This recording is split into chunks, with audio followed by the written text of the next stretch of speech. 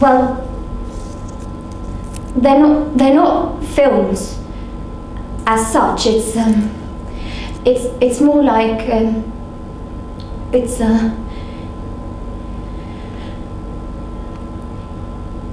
little moments out of people's lives that I just happen to capture on camera, and then I edit it together like a piece of poetry. I've been thinking about The Glass Menagerie as a play for maybe a year and a half. I'm here with Jessica Cheetham, who is the artistic director of Spun Glass Theatre and the director of Laura. It's a distillation of Tennessee Williams' classic play, The Glass Menagerie. We've taken two of the characters and put them in their own world, into Laura's world, and focused on her. And the idea is an exploration of romance as a barrier to finding the truth of love. In our version, Laura's collection isn't a menagerie of glass animals, it's these clips that she's filmed of romantic ideas. She has the same emotional investment in these film clips and in the process of making and watching the films as the character of Laura does with her glass animals in the play, which is why then the screen gets broken to represent the destruction of her romantic ideas. Was it quite a tragic character to play? It becomes tragic, but in the beginning it's not really, because she's very comfortable in herself. She's very happy in her world. It's a choice that she's made. Yes, I think the shyness is quite crippling, and socially she's not really accepted, but I think in a sense she's quite happy to be in the world where she is. Then obviously having the reality of another world entering her world becomes a tragedy. How did you feel about the role of Jim? Yeah, very, very excited about it, to be honest. When I first read the script, I really enjoyed the sort of personification of male brashness and bravado almost, and following his journey into quite a slow decline, actually, where you see his insecurities come through. Her perception of love is very different to Jim's perception of what love is, and I think that becomes the real problem.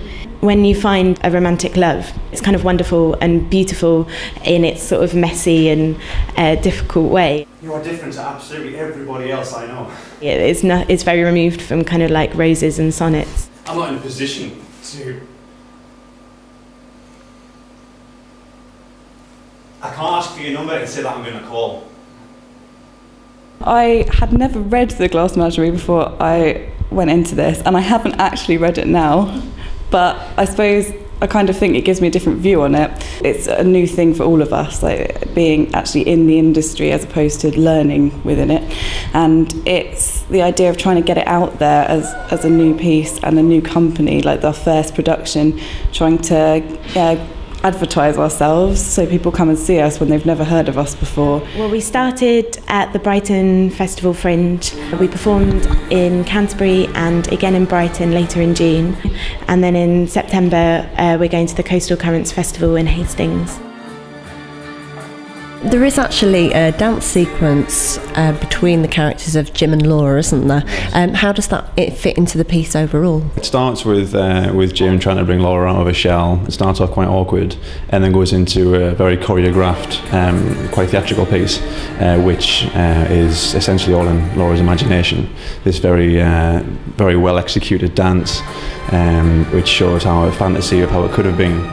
I'm extremely concerned as a director with the honesty of the acting and getting to the truth of the story that you're trying to communicate to the audience. You asked me what the matter was, and so I said blue roses, but you thought I said blue roses, so that's what you called me, because you thought I said... But I'd rather embrace the fact that maybe they'll improvise and fail than play it safe and just repeat the same show night after night. I've come in as somebody who knows like nothing about The Glass Menagerie, but it is definitely a piece that stands alone. You can come and see it and completely understand it and get the themes of it and everything without knowing about The Glass Menagerie. I don't really think it's socially accepted to be a romantic these days. I wanted to do something special for them, so I cut out these hundreds of paper butterflies, and then the next time they walk past, I let the little butterflies kind of rain down on them. I think everybody is a secret romantic,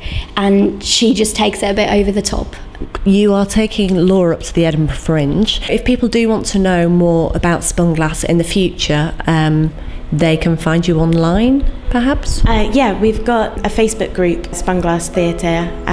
We've also got a blog on Blogspot, which is spunglasstheatre.blogspot.com. Everyone's gone through this seeking out what it means to be in love and how you find it.